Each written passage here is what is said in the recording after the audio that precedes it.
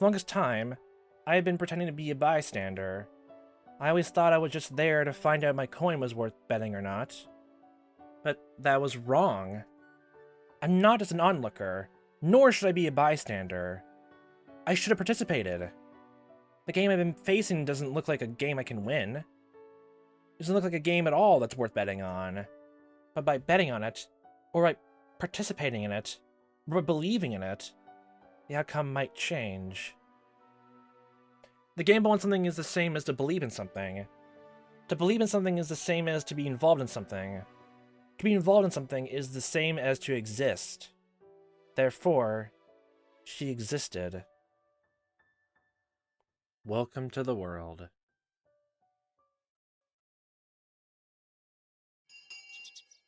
Just a normal, everyday school day. Don't worry about it. Rika, it's your time now to speak about everything. Okay, everyone. Homeroom is starting. Rika just shuts her up and just goes right to the front of the room, slams her hand to the desk. We gotta talk about things, everyone. No more chit-chatting. Class rep, go ahead. All rise. Bow. Good morning. Sit down. Rattle, rattle, rattle. It's an ordinary morning. The only difference is that it started a little later than usual. Shin-sensei normally arrives in the classroom right away, but she's a little late today. Why was she late for homeroom? She had epiphany. The rumor was already stirring about the classroom before she arrived. Chi-sensei gave a cue, and a girl peeked in the room timidly.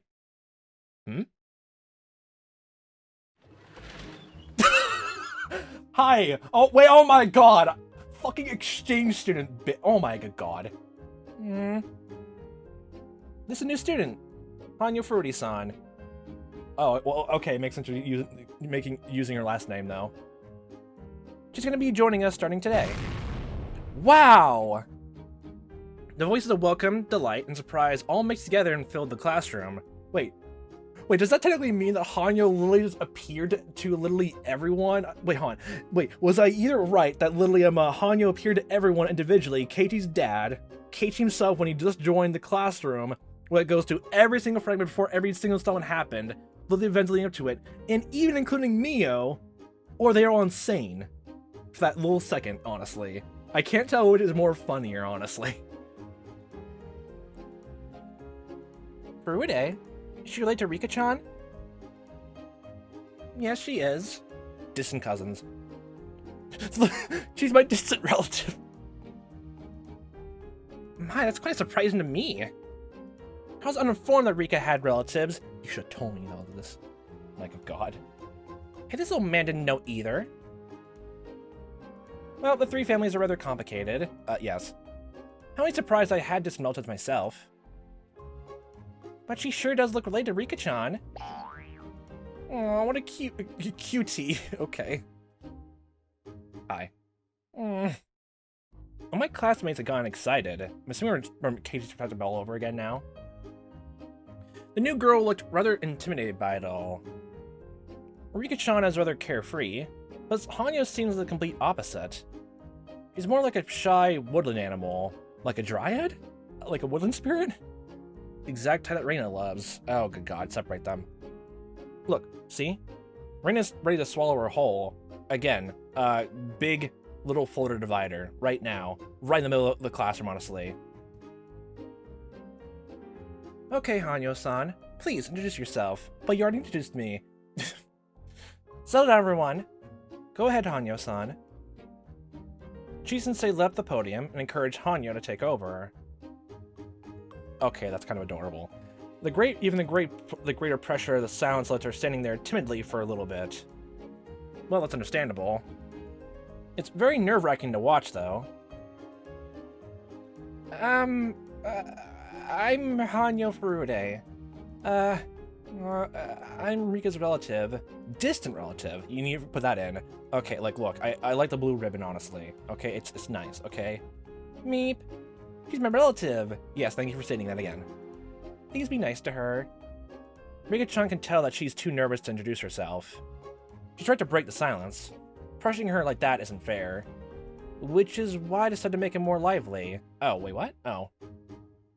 No, you're called Furude just like Rika-chan, huh? QC speak all over again, goddammit. No, we have 2 fruities in this class. And how about we call her Hanyo-san? If we call her Fruity-san, Rika might think we're addressing her, don't you think? We generally call each other by our first names here. She's one of us during today, so we should call her by her first name too. Already close friends already. Wow. Okay, it's decided.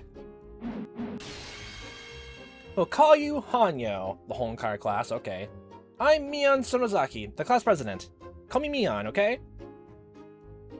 Oh, I'm Sadako Hojo. Very pleased to meet you, Hanyo-san. Oh good god, don't tell me. Oh god. No, god. I'm Daiki Tomita. My parents run a tofu shop. Please come by anytime. Actually, is your first name Tomita? Or like, is it Daiki now? Because like everyone else friend group calls him, like, you know, calls my first names, obviously, but does that extend to the rest of the class actually? Does it? I'm Suguru Okamura. I don't know if that actually equates to you either. Suguru sounds like a first name actually too. Please let me know please ask me if you don't want anything. Hello! Hi there. Let's be friends, okay? What grade are you in? Our classmates fell over each other to introduce themselves. Everyone tried to get her to remember their names so they could be friends. A friendly atmosphere swelled in the room. I've only just transferred here recently myself, but this is exactly how it was my first day too. Yeah, I was gonna say, Keiichi, if this didn't happen to you first day, that'd be special treatments given to her. I remember how nervous I was, and how much I appreciated this as a result. I know more than anyone how nerve-wracking it is to be a new student. I should look after her. I agree. We'll have to help her blend into the class quickly. Right, you were a new student last year, huh? Well, were you nervous in your first day too? Yep, but Micha and the others were so nice to me that I got used to the class pretty quickly. Well, yeah. To welcome a newcomer to the village is one of the 3 family's important duties. And you still forgot to tell Keiichi he had to go and meet the head of the 3 families, honestly. So, you kind of messed up in your little duties there, Mion, honestly. Very much so. Very much so. My good god. You only mention the 3 families when it suits your purposes. Okay, that points it out really well, honestly. But it's true that you all helped me get used to such a different environment. Well, in that case, doesn't that mean it's your turn to look after her, Kei-chan? I've only been here for a month though. Yeah, I thought so too. Reina was a new student, but she looked after me when I got here. So it's my turn to look after the next new student. A new student always dramatically changes the atmosphere of a class, for a bit. Even my attitude has changed. We decided to gather around Hanyo during lunch break. Circle around her.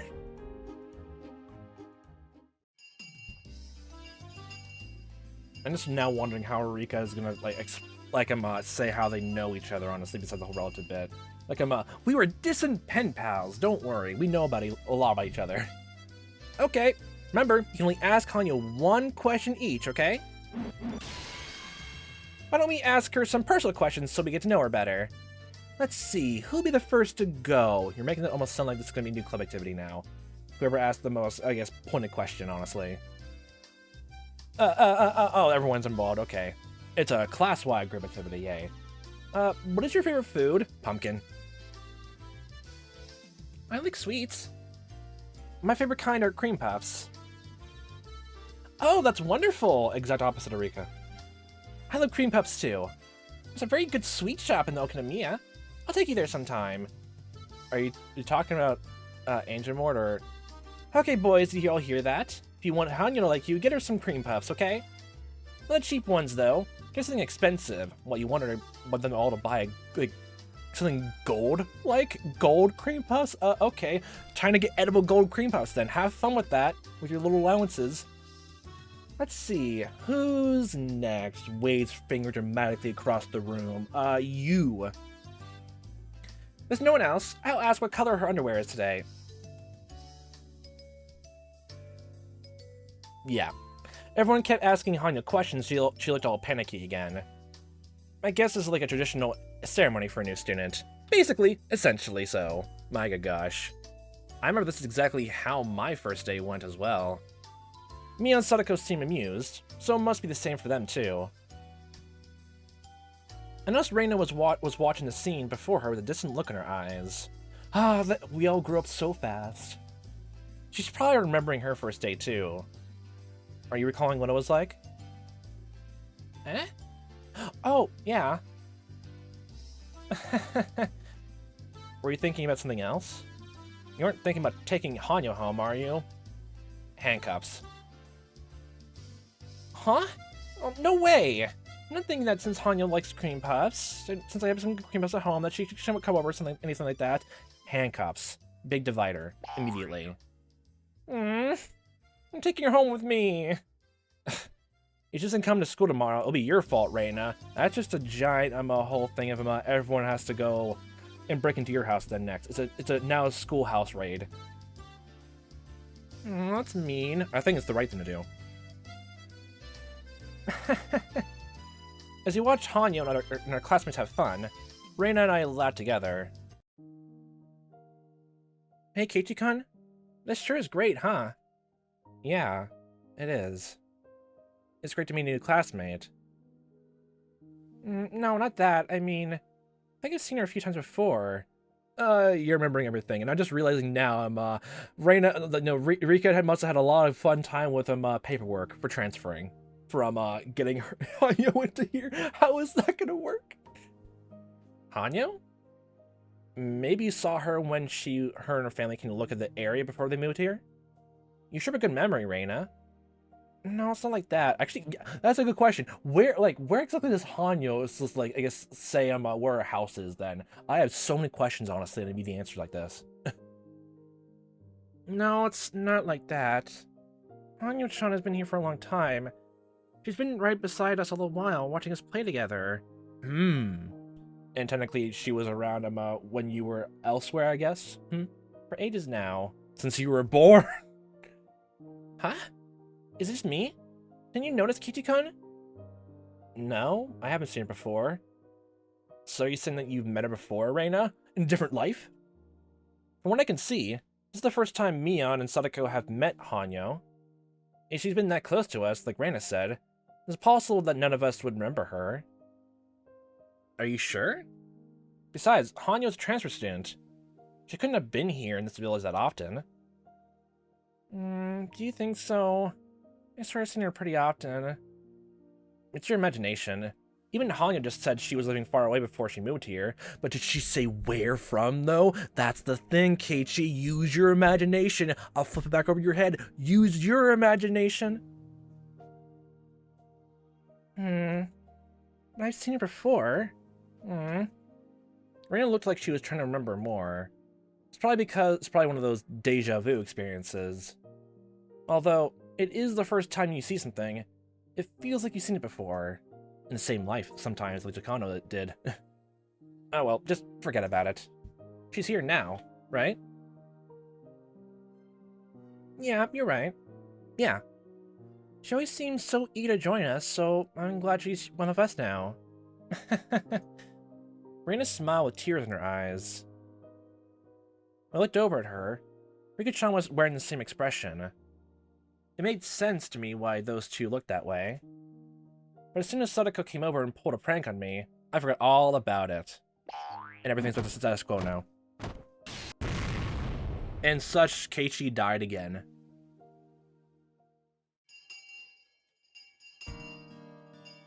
My good god. See you later! These are the words that signal the best time of the school day. School is gone. As soon as the last period ended, my classmates ran out of the room. Not ran, sprinted. Some of them even jumped out the windows in complete, utter, just fastness just to get outside and go home immediately. My good god. But the school has to pay a lot for the broken windows. Hanyo was popular all day today. She's Rika-chan's age, so all the lower grade students gathered around her. Older students like me and Mion didn't have a chance to get close to her. Well, it makes sense. Well, I'm sure they'd rather have a new student who's their age than a scary-looking older guy. That's right, you look so scary first, Keiichi-kun. It was probably because you were nervous. Hey, that's mean. I was trying to be friendly so I could get along with the class. You're making it all sound like he had a smile on, but like it was the most demonic-looking smile ever. Like someone's trying their best to it's like someone who's never smiled in their life tries to smile and looks creepy, honestly. That's what you're making it all sound like. How dare y'all? You're far from friendly. You slapped me upside the head on your first day, Keiichi-san, don't you recall? That was because of, your own attitude. That's because of how I was treated my very first day. By you, no less. There was a thumbtack in the back of my chair and even a frog in my desk. We heard there's a new student in the teacher's office, so we went to take a peek. We saw you there, and you looked so nervous that Sadako must have thought you to do something to help you relax. Okay. And, you forgot about the whole fucking warning from her, Keiichi, how could you? Oh! As your elder, I was being considerate, you see. Very considerate. That's impossible. Although, that blackboard eraser trap did sure help to ease my tension. It did in that way, but not from the pain itself. But Sadako will be pleased with herself if I tell her that. So I'll never admit it. Don't ever give her the satisfaction. Hanyo-chan must have gone home with everyone else. I'm sure she's still popular even to school. Still, your first day in a new school is always really exhausting. I'm sure she'll sleep very well tonight. Oh my good gosh, yeah. I'm quite sure too. Oh. Okay, everyone. It's been a while since I've been busy with work quite a bit lately. Dramatic point. It's time for a club meeting. I've been waiting for this. It's been so long I've gotten rusty. Oh god, the drums are kicking in again. Oh my good god, I swear to god, if this music goes back there in the first installment, this probably be the goddamn main theme song that's the military god in charge, playing fucking war games. Meep. I've been bored because I haven't rubbed a Lucy's head in a while. My good god. Aww. I won't lose. I won't be holding back just because it's been a while. You sure have pent up frustrations, huh? Great, that makes things even more interesting. Everyone's motivated, huh? You better watch out. I'm in top form today. Mion, you're gonna wish you went to work instead. Mion's had to work quite a bit lately because her uncle's shop is short on staff. Oh my good god, it's reenacting the entire thing of Wanton Nagashi all over again. Ah, wait, wait, hold on a second, when is Shion gonna appear again? When is she? When is she? So we haven't done any club activities for a long while. For us, club activities are the main reason we come to school. In a way, we live for these few hours after school. If there are no club activities, there's no point coming here at all. So it makes sense for us to be excited about getting to have a meeting again today. I'm assuming Shion actually goes to school, then goes all the way from the hour, from Okonomiya to here, and just see the tail end of whatever club activity there is. That makes more sense, actually. That makes a lot of sense. I guess none of us will be satisfied with an ordinary game today. What should we play? How would we play a game of Clue? From prosperity's sake. Mian looked into the club locker. I'm always curious about what's in that locker and how much of it there is. I swear, there's more in there than it can realistically hold. Again, it's a bag of holding, but in locker form. Just then, we heard the door open. Hello. Oh?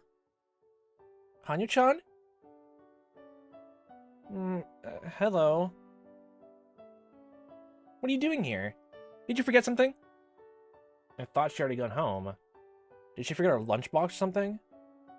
It's not that big a deal to forget a textbook, but you can't forget a lunchbox. Hmm? Hanyo, what is it? Are you looking for something? Hanyo looked at us apologetically. What is it? Are we in the way? She kept staring at us timidly. Are we sitting in Hanyo's seat? No, that's not it. What is it, Hanyo-chan? So are you gonna say it, or is Rika gonna ask it? Can we help you? Can we? Can we? Rina talked to her, but there was no communication to be had. Almost like trying to have a conversation with a stray cat. What is this? Hanyo was fixated on something. I followed her gaze and found Rika-chan. Hanyo's apologetic gaze was directed at Rika-chan. Meep.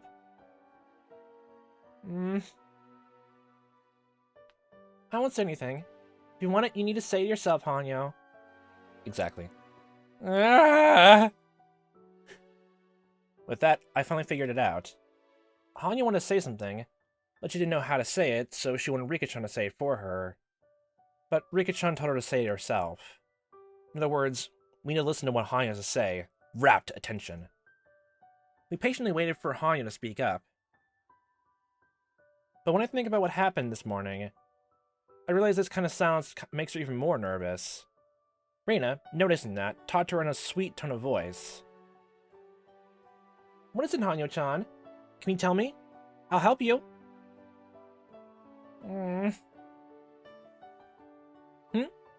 What is it? Can you say it one more time?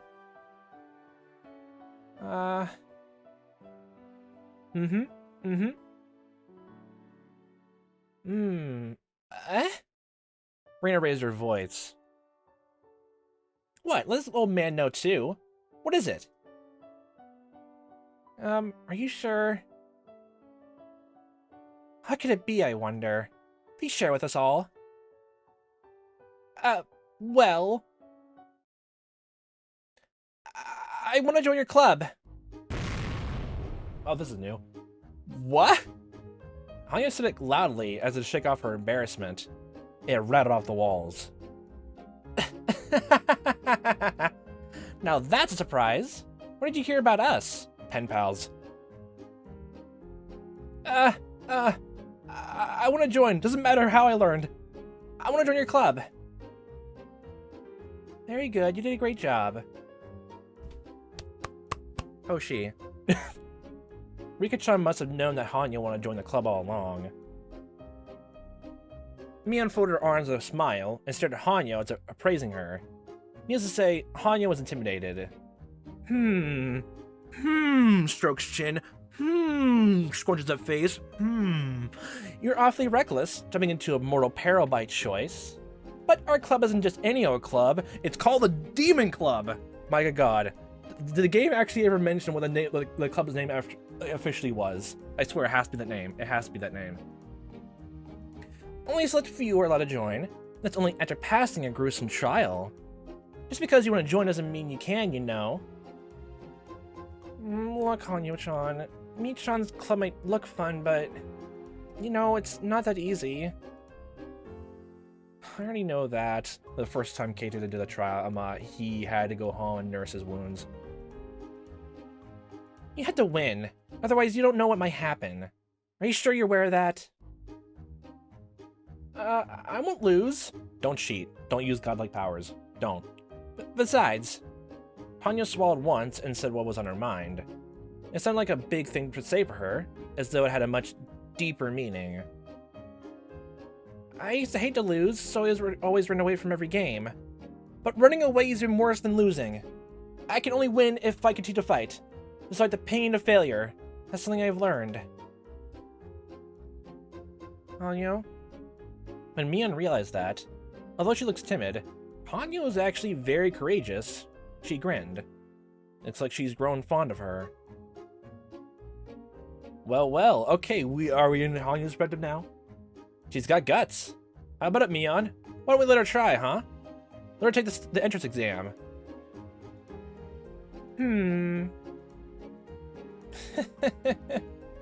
Usually takes more than a few weeks to determine if one is even qualified to take an exam, yet she wants to take it on her first day.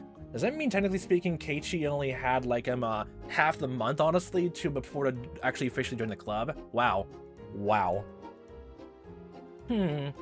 What should I do? Mion pretended to be stubborn, but in reality, she was simply playing with her. If she actually didn't want her to join, she would have refused her right away. Of course, if Hanya was bothered by this kind of intimidation, she wouldn't be able to survive in this club. Just like Reina and Sadako said, our club is relentless. Winning should be your utmost goal. Always aim for first place. If you come in last, you will wish you were never born. Wow. I'll do my best. The punishment for losing is actually kind of fun, too. In certain ways. Hanyo-chan, you've been watching him the whole time, huh? You've been waiting to join for the longest time, huh? I have the feeling that Reina had just mumbled something like that. Come on, Mion, let her try. I got in by going through that too, you know. Quite true. Let's see what Hanyo is made of. Flesh, blood, guts, and a tiny bit of divine power. Have fun, Hanyo-chan. I won't hold back, okay? I won't hold back either. I only give you my best, Hanyo.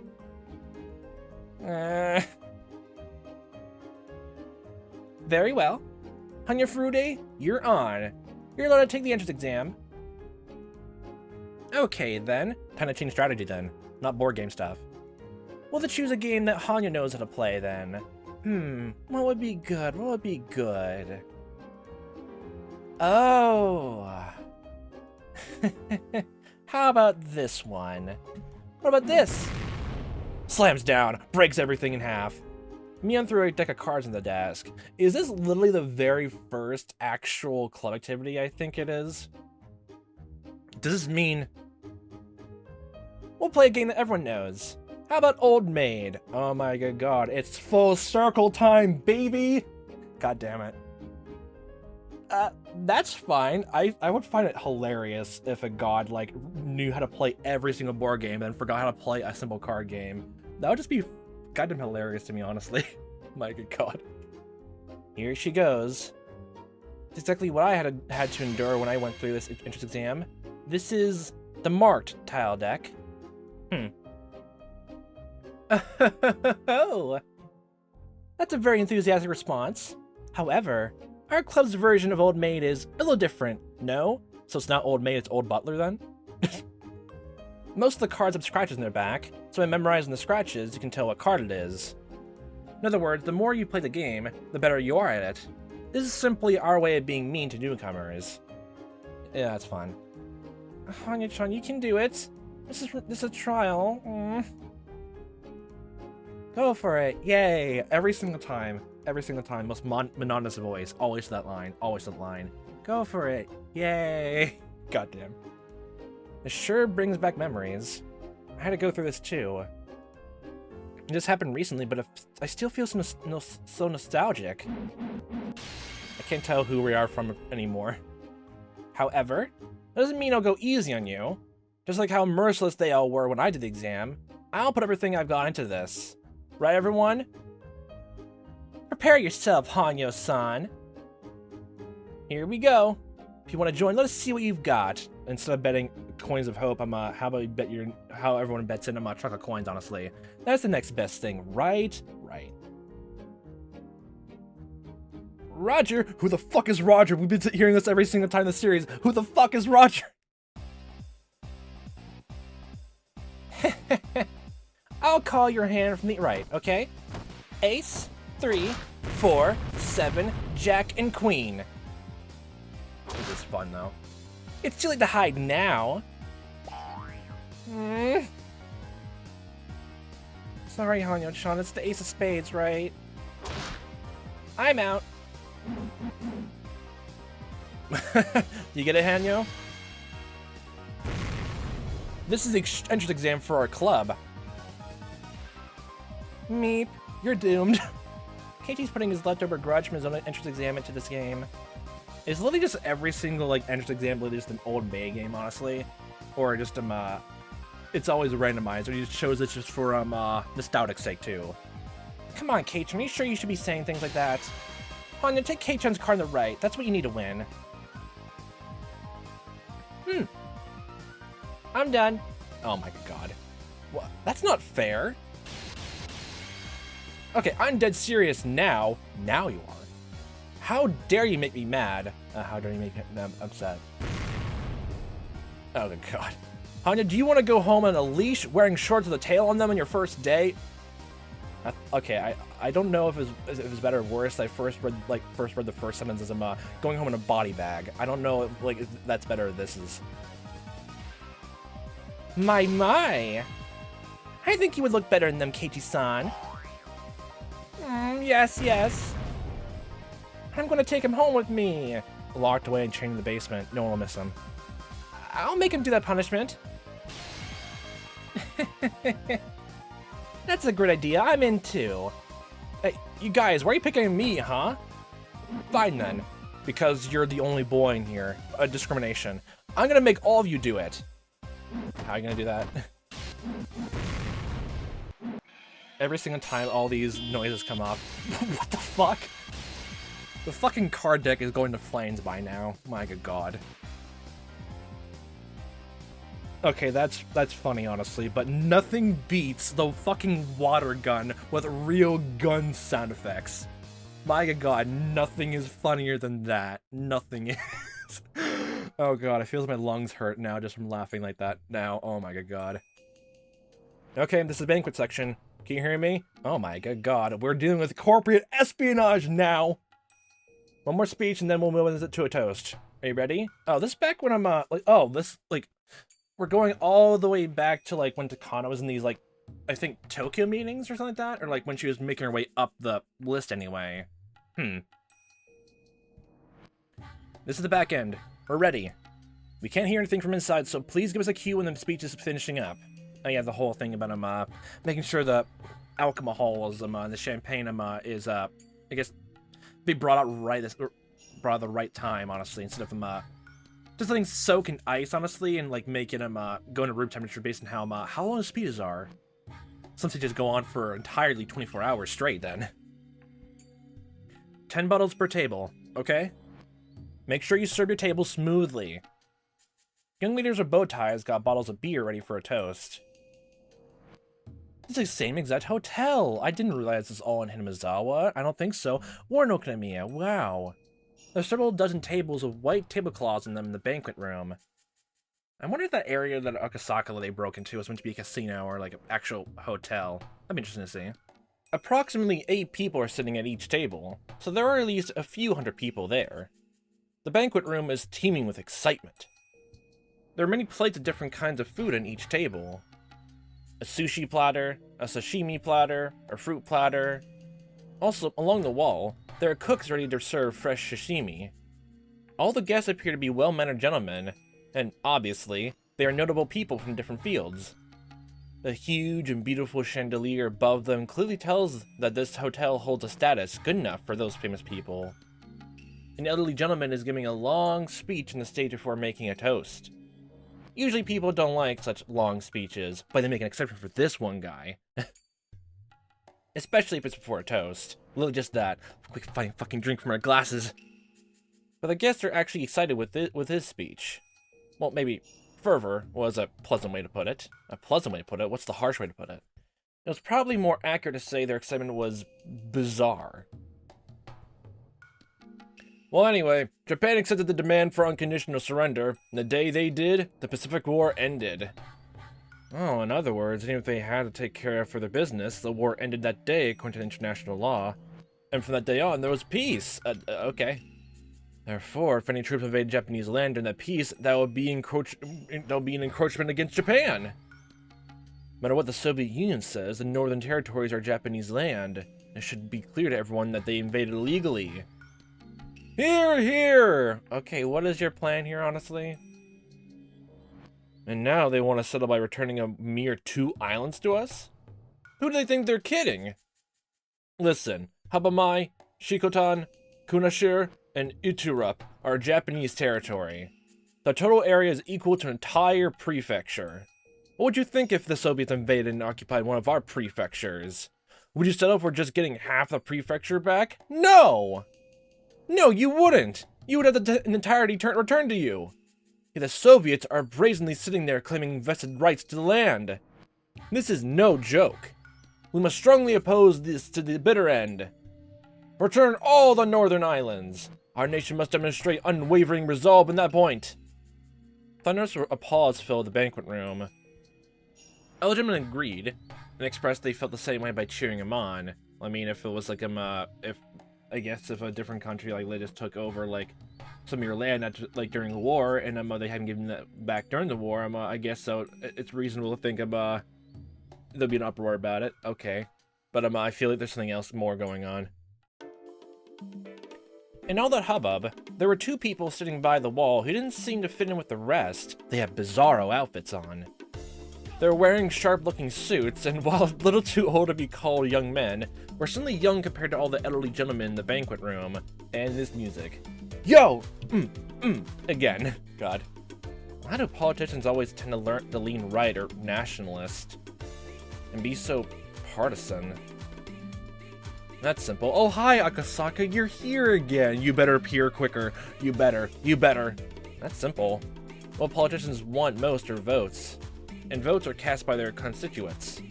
But not everyone over 20 actually votes. Voter turnout is highest among those who are retired and have free time, so the elderly interested in politics monopolize the votes. So might as well tailor all your marketing to them then, apparently.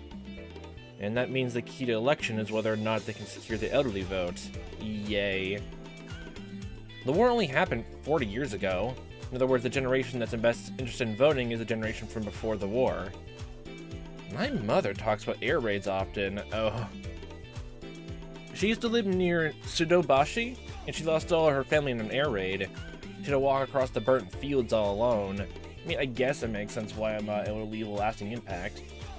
And, like, talking about it a lot. And then, probably that's why they're so advocating about, like, it's politics then?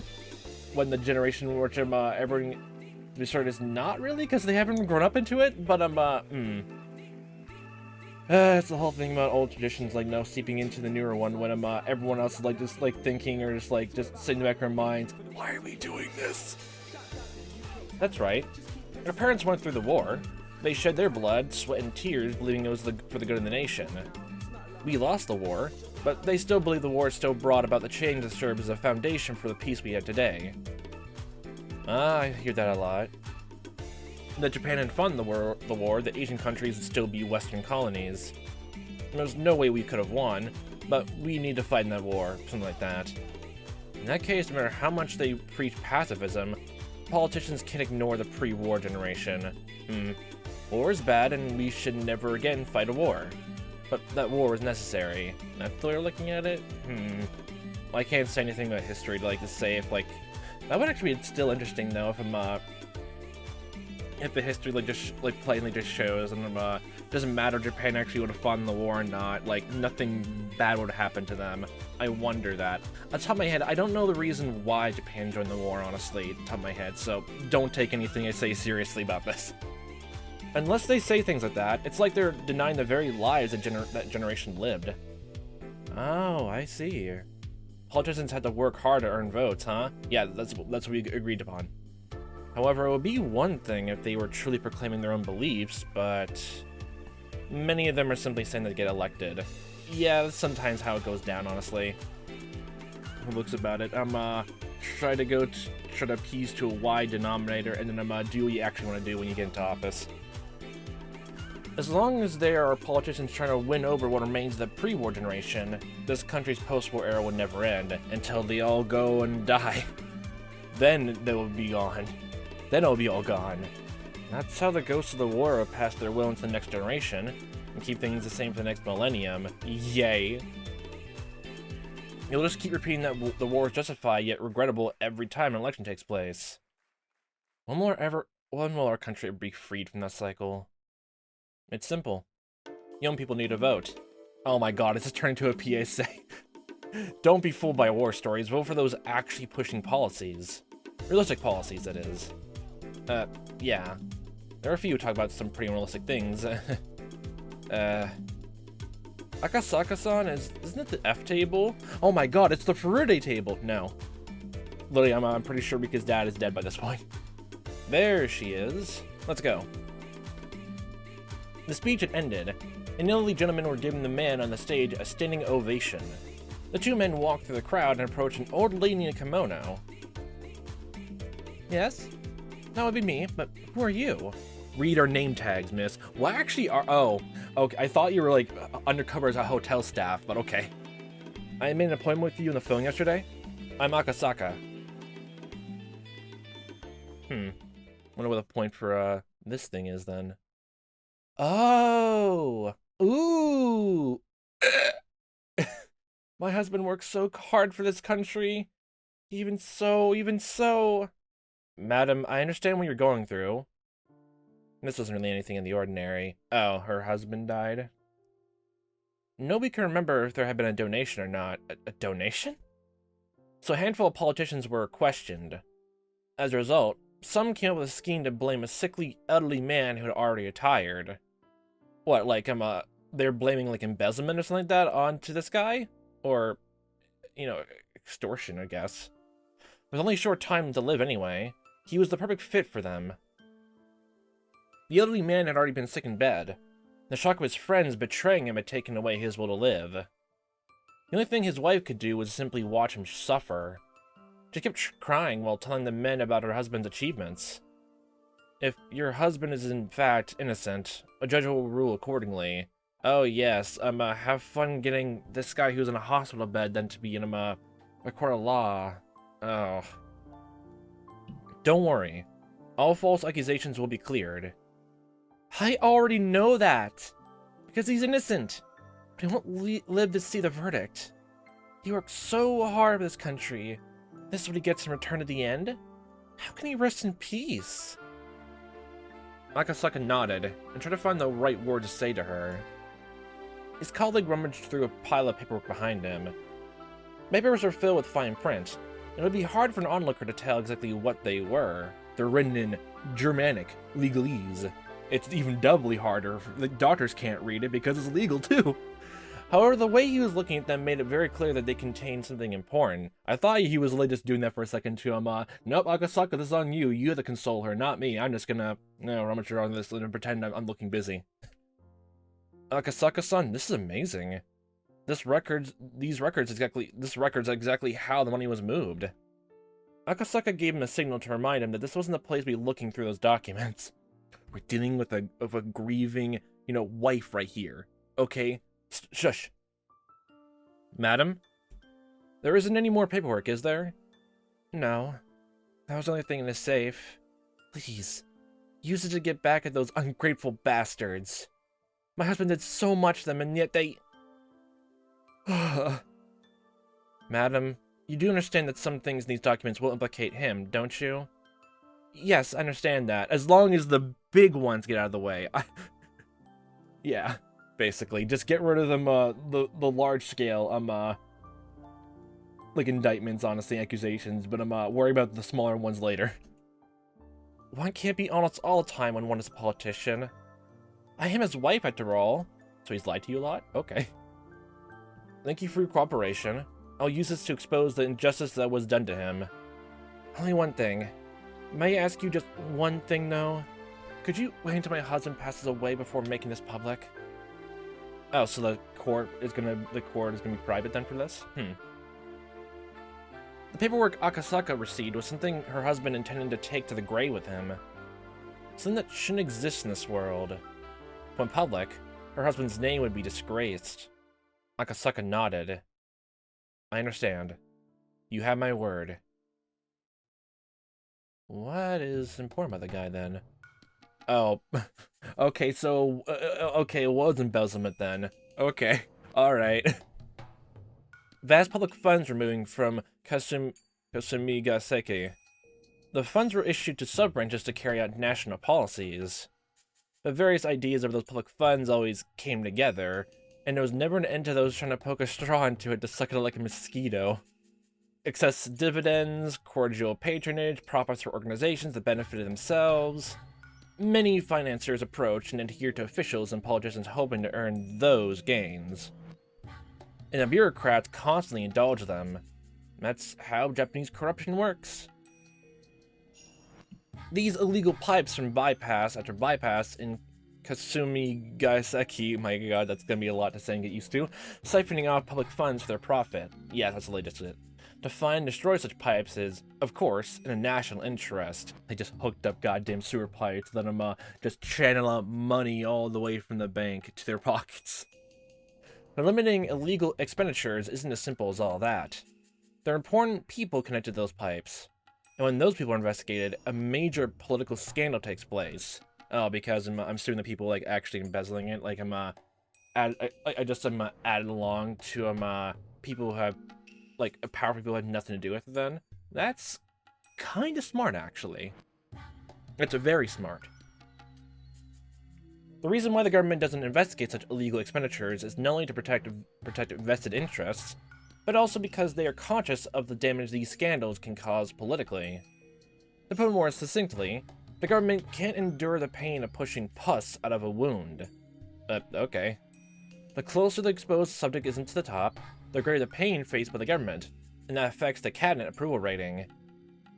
Okay, we're just fully straight in with political stuff, which since I don't know Japanese government stuff, all this is going right over my head then. Oh my good god.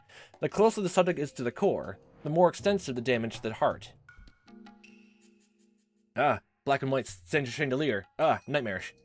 The secret investigation Akasaka was leading went as close to the heart as it got, and could cause a collapse of the administration from shock.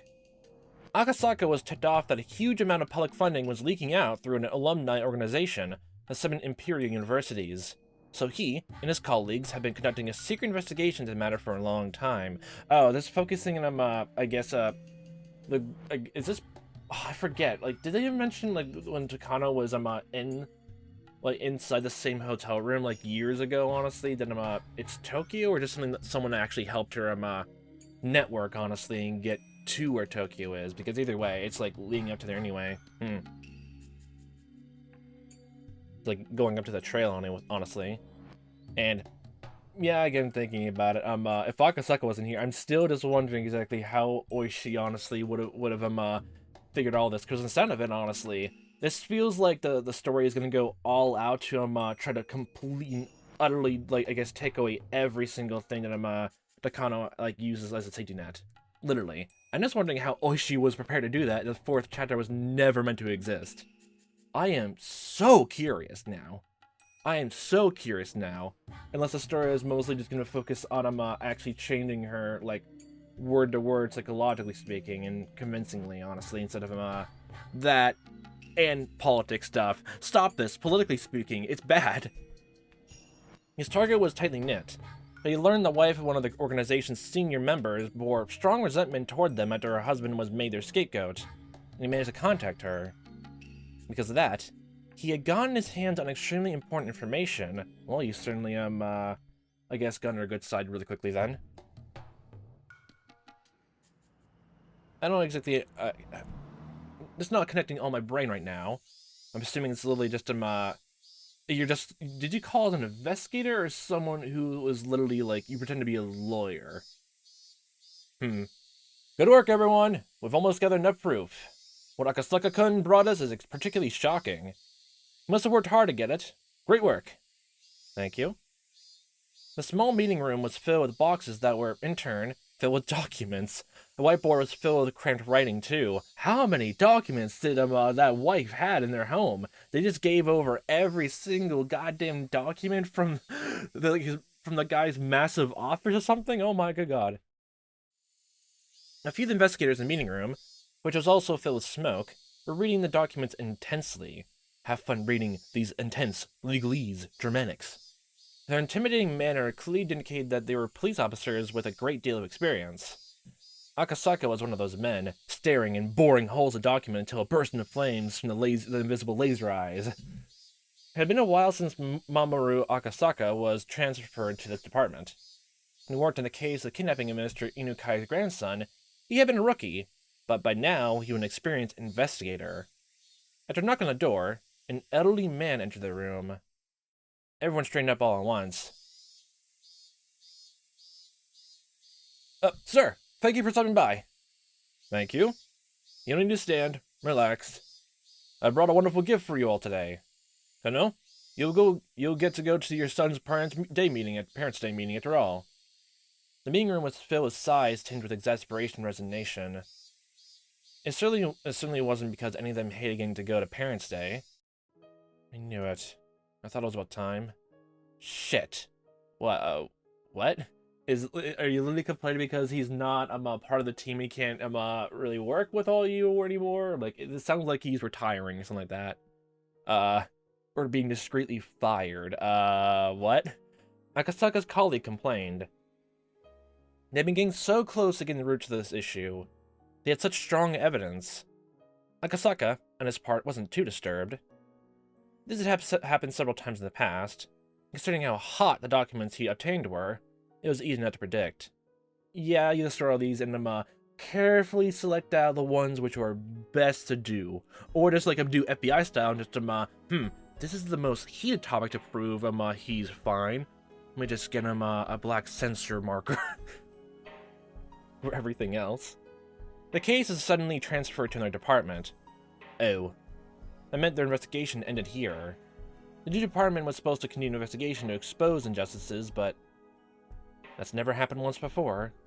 It was just an excuse. The investigation had been terminated because of pressure from above. Damn it!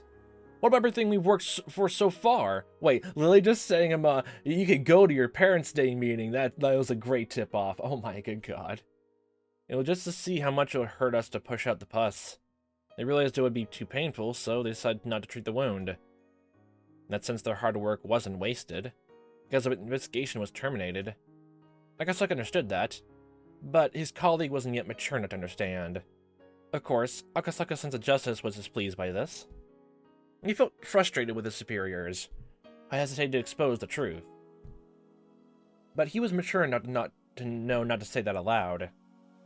We'll organize what we have and hand it over to the other end later. Anyway, since you haven't had a day off for a long time, you don't have to wait until 5 p.m. to leave today. Please go home and get some rest. Right now. Go! We'll talk about what's left to do tomorrow. Also, don't forget to use up your vacation time too. Make sure you take a vacation and give a treat to your spouses. Please come with me. That'll be all. Adjourned. Yes, sir! Though his long, secret investigation left a bad taste in his mouth with resolution, he managed to earn a holiday until the next incident arrived. Well, I guess we'll do as he says. Everyone, go home and get some rest. If you go home that early, you might find out your wife is having an affair, you know. Okay. Tomas, you don't know anything. Akasaka-san and his wife are madly in love. He calls every night from a public phone up a different building. I envy you, Akasaka. My wife is pretty cold. It's not like you need to work some things out. Akasaka smiled bitterly as he gathered the documents in his hands. One of the pages fell to the floor. It was a page from a huge pile of papers documenting illegal expenditures, and you just see a random photo of someone you have long since forgotten. They exposed the illegal expenditures of the Alphabet Project, the research team for the next generation of hardware in the Defense Agency. Oh. Oh, this is what you meant by notice. It was entirely possible that this product was created in the first place for the purpose of funneling these illegal expenditures. When he saw the paper, one thing caught Akasaka's eye. He picked it up, looked at it, and tried to remember. It's time for military time again! It was a list of people who illegally received public funds. It was also a list of retirees who were still very much in love with money. Okay. I'm waiting to see a little marriage, like a marriage ceremony involving a huge stick of money or just a bag of gold coins, honestly, on the altar. There had been no connection between those people and Akasaka. However, there was one thing that caught attention. The Eerie Clinic. As soon as he said it, all sorts of memories resurfaced. All different fucking timelines running all at once. He doubles down in pain, screaming that he's learning all this stuff all at once. So many centuries of lifetime memories all flurrying in and settling at once. He spends the next few days just trying to parse through it all, honestly. Yes, the Eerie Clinic. When he was working in the case administering Inukai's grandson's abduction, he got into a scuffle with the suspects and became injured. He was taken to the local clinic. As he recalled, the name of that clinic was the Eerie Clinic. He started remembering one thing after another. His very first experience with wading into the muck. It was burned into his mind like a fresh memory. He could vividly recall everything that happened. So you just remember the entire thing with him, Eerie being weird about the kidnapping stuff, and and now this is appearing all over again. Scrunch face. His daughter was about to be born, he really didn't want to go to Hinamizawa. He met Oishi. They taught him a lot of important things. Oh yeah, his wife is still alive, so technically speaking, that means the entire thing happening with him, Eerie never experienced then. So, He also met a girl in that village. Her name was... yes, Rika Furude. That was it. How long had it been? How old is she now? As he remembered her lovely smile, he also remembered the ominous prediction she made. She had predicted that if he didn't go back to Tokyo, something terrible would happen. At the time, he took his nonsense, but he felt something odd about it, as if it was a divine omen. Does that technically mean that like, how did your, superiors actually think about that? Like, we're here to figure out who the kid maybe the grandson is, but, instead, like, he just goes immediately back home to check on his wife, and then she doesn't die. Then what? Like, I'm wondering if he wasn't reprimanded for that, for, just abandoning duties, honestly. They remembered Yuki, who was about to give birth. He became concerned that something terrible had happened to her. But he couldn't just leave and go back to Tokyo. That's why he called her right away. He told her something would happen. Okay, so that's different. He told her to be very careful until he returned. Yuki had laughed and told him he was being paranoid, but that phone call indeed saved her from a calamity. Akasaka had found out about that when he visited her after returning to Tokyo. A few days after his phone call, a janitor was seriously injured when he stepped on a loose tile on the stairs on his way to the rooftop. He also heard afterwards that Yuki had a habit of going up to the roof for a walk every day.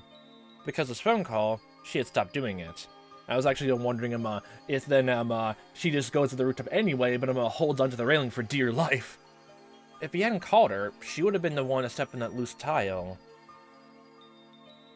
In other words, Rika Furui's prediction had been correct.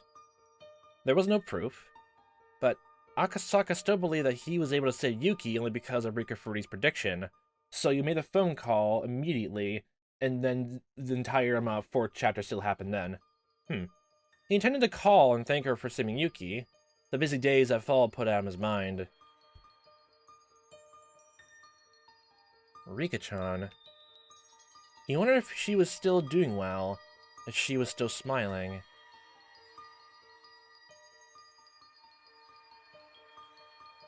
Akasaka remembered the sad prediction that she made in the night under the moon, while still wearing that smile. That's right. She'd said something. She predicted someone would get killed in the night at a festival every year, and on the 5th year in, she'd be the one to be killed. Doesn't it actually mean that if everything was the same, then also at the same time, Rika as well literally just cut every single one of the phone booths, honestly, still as well, just to do that again. That's so funny, honestly. Vandalism, just to tell you this prediction. And has been fixed ever since. Those singular phone lines, they never got fixed. That's right, he thought. She did say that. The 5th year. That's this year. The festival is... That's right, it's in June. I'm just wondering now if they actually have a chance to actually say Tomotaki or not, or at least a lost cause at this point. If you remember correctly, it happens this last Sunday of the month. Akasaka looked at the calendar. It was June 1983. Time to take a plane! Although there was still some time, the death she predicted for herself was coming up. The girl who predicted Yuki's accident also prophesied a mysterious incident would occur annually for the next 5 years. If they'd actually been happening, then it would happen again this year. Akasaka wondered if Oishi was still at the Okinomiya PD. If the annual incident she predicted actually was taking place, he would know. In other words, he could confirm if Rika Furui was going to be killed or not with a phone call to Oishi. The girl who predicted her own death had muttered that she didn't want to die.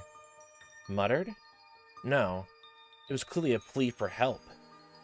A young girl who was trapped in the fathomless, bizarre traditions of a village she couldn't escape had sought help from him, an outsider.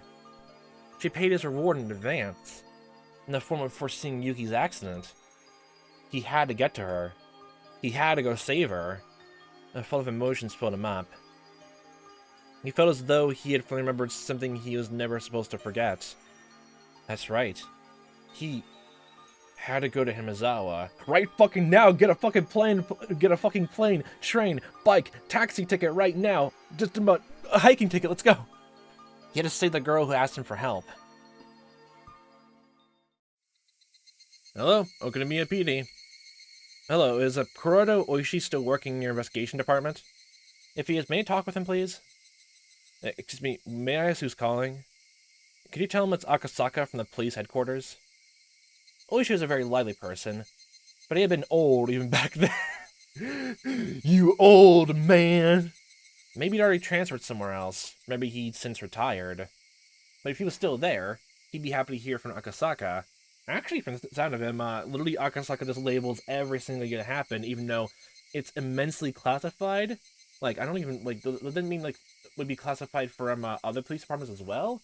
But, if he literally just labels down all this classified information, wouldn't that technically mean that Oishi, who's still in that, I'll believe almost anything phase, would have believed this then? But if he was still there, he'd be happy to hear from Akasaka. He sure had a unique laugh. Oishi-san, it's a phone call for you. Some suspicious guy wants to talk to you. Some of the police headquarters in Tokyo. Tokyo? Who could that be? Hello, this is Oishi. What? My oh my, and how have you been?